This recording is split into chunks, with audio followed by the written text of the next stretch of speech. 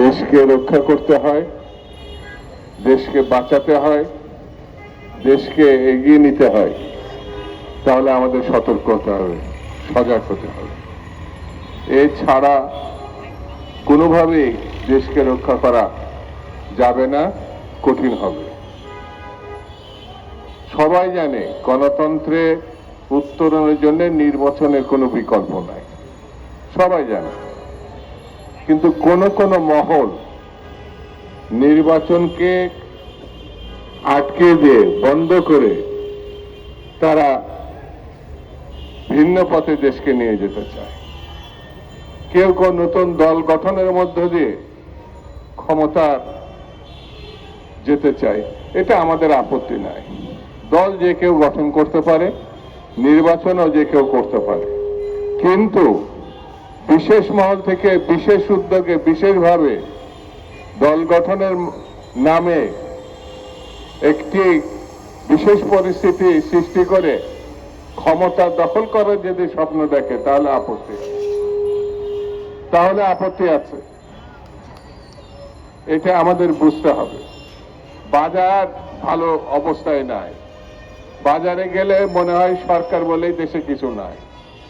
আইন শৃঙ্খলা পরিস্থিতি থেকে তাকালে মনে হয় দেশে কোনো সরকারই নাই। দেশে এমন একটা অরাজক পরিস্থিতির দিকে যাচ্ছে, সেই জায়গায় সরকারকে সতর্ক হতে হবে, শক্তভাবে এই পরিস্থিতির মোকাবেলা করতে হবে। আমি বেশি বক্তৃতা করার জন্য আজকে আসিনি। একটা পরিবার, এই পরিবারে একটা ভালো লোক নাই। যে পরিবার আছে শেখ মুজিবের পরিবার। তিনি ক্ষমতায় থাকা অবস্থায় তার ছেলে ব্যাংক ডাকাত হিসাবে সারা দেশে স্বীকৃতি পেয়েছিল, শেখ কামাল। এখানে আমাদের সালাম ভাই বসে আছে, সেই সময় সে ডাকসু নির্বাচনের সময় এই শেখ কামাল ব্যালট বাক্স নেতৃত্ব দিয়েছিল। তার বাবা রক্ষী বাহিনী করে, শেখ মুজিব রক্ষী বাহিনী করে হাজার হাজার বিরোধী দলের নেতা কর্মীকে, প্রায় 40,000 ঊর্ধ্বে নেতা কর্মীকে 3 বছরের মধ্যে হত্যা করেছিল, দুর্ভিক্ষ সৃষ্টি করেছিল। এবং সেই দুর্ভিক্ষের লক্ষ লক্ষ মানুষকে তিনি মৃত্যুর দিকে ঠেলে দিয়েছিলেন। তিনি একদল করে বাকশাল করে গণতন্ত্র কবরস্থ করেছেন। এই পরিবারের পরবর্তী সদস্য শেখ মুজিব নৃশংসভাবে সপরিবার নিহত হলো। 2টি কন্যা সন্তান বেঁচে যায় বিদেশে থাকার কারণে, একজন শেখ হাসিনা, একজন শেখ রেহানা। শেখ রেহানা এবং শেখ হাসিনার আবার 4টা ছেলে মেয়ে আছে, তারা বিদেশে থাকে। এখন শেখ হাসিনাও বিদেশে থাকে, ভারতে থাকে। এত বড় চোর আপনি দেশে না, সারা বিশ্ব খুঁজে পাবেন না, ভাবা যায় না। 30 লক্ষ হাজার কোটি টাকায় একটা তদন্ত শ্বেতপত্র প্রকাশ করেছে বর্তমান সরকার। আমি তাদেরকে ধন্যবাদ দিই। বাঙালির মান ইজ্জত, দেশের মান ইজ্জত, মুক্তিযুদ্ধকে তারা ছোট করেছে, মুক্তিযুদ্ধের নামে এই চুরি করেছে। এমন একটা সেক্টর নেই যেখান থেকে তারা টাকা চুরি করে না। এটা ডাকাত পরিবার, এই পরিবার লুটেরা পরিবার, এই পরিবার গণতন্ত্র হত্যাকারী পরিবার। এই পরিবার বাংলাদেশকে বিনাশের দিকে নিয়ে গেছে।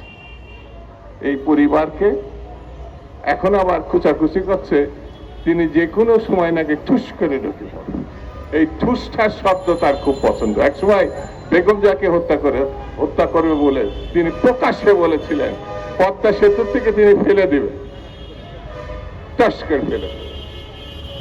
কি ভয়ঙ্কর মহিলা! তিনি ডক্টর ইউনূসকে পদ্মাতে চুবাবে বলেছিলেন, প্রকাশ্যে বলেছে।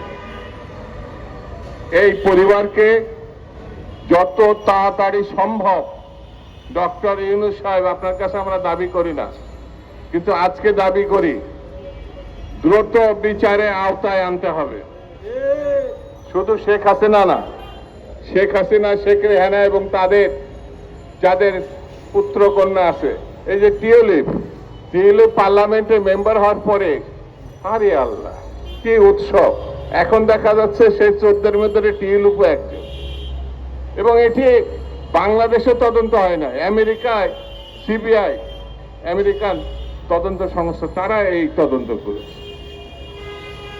এই যে মাঝে মাঝে আপনার নিশ্চয় মনে আছে শেখ হাসিনা কেঁদে ফেলছে, ওনার কান্নার একটা স্বভাব আছে। আমি আমার ছেলে মেয়েদের খাওয়াতে পারি নাই, টাকা দিতে পারি নাই, শিক্ষা দিতে পারি নাই, মানে শিক্ষার টাকা দিতে পারি, টাকার মানে এখন তো মনে হচ্ছে এক সাম্রাজ্ঞে ছাড়া এত টাকা কারোর তো থাকার কথা না, তিনি যান অর্জন করে। সেই জন্য বন্ধুরা, চারিদিকে দিকে বিএনপিকে ঠেকানোর জন্য, বিএনপিকে ধ্বংস করার জন্য, যেটা 1/11 থেকে শুরু হয়েছিল, আবার এখন কিছু কিছু আলামত দেখা দিচ্ছে। বাংলাদেশে শহীদ জিয়া গণতন্ত্র প্রতিষ্ঠা করেছিলেন, বাংলাদেশে দেশনেত্রী বেগম খালেদা জিয়া গণতন্ত্রকে এগিয়ে নিয়েছিলেন এরশাদের পতন ঘটানোর মধ্য দিয়ে।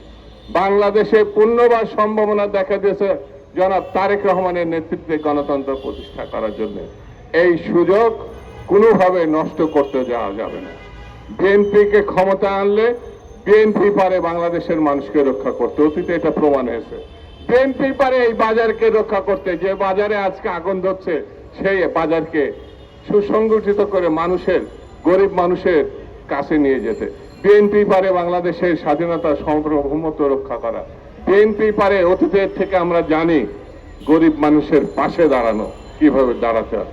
সেই জন্য বিএনপিকে যারা ঠেকাচ্ছে তাদেরকে উদ্দেশ্যে বলবো, এইসব করে কোনো লাভ নাই, এইসব করে কোনো লাভ নাই। বিএনপি যদি একবার রাস্তায় নামে, তার পরিণতি কি হয় শেখ হাসিনা ভালো করে জানে। সেই জন্য রাস্তায় নামানোর থেকে বিএনপিকে পার্লামেন্টে নিয়ে যাওয়া, নির্বাচনের মধ্য দিয়ে সুষ্ঠু পরিবেশ ফিরিয়ে আনা, এটাই এখন সবথেকে বড় কাজ। এই দিকে আমি সরকারকে আহ্বান জানাবো, যত দ্রুত সম্ভব নির্বাচনের ব্যবস্থা করেন, নির্বাচনের মধ্য দিয়েই একটি নির্বাচিত সরকার প্রতিষ্ঠা করেন। তাহলে 24-এর যে চেতনা, 24-এ যে গণ অভ্যুত্থানের লক্ষ্য, সেটি পূরণ করা সম্ভব হবে। আমি সবাইকে ধন্যবাদ, সবাইকে শুভেচ্ছা জানিয়ে আমি আমার বক্তব্য শেষ করছি।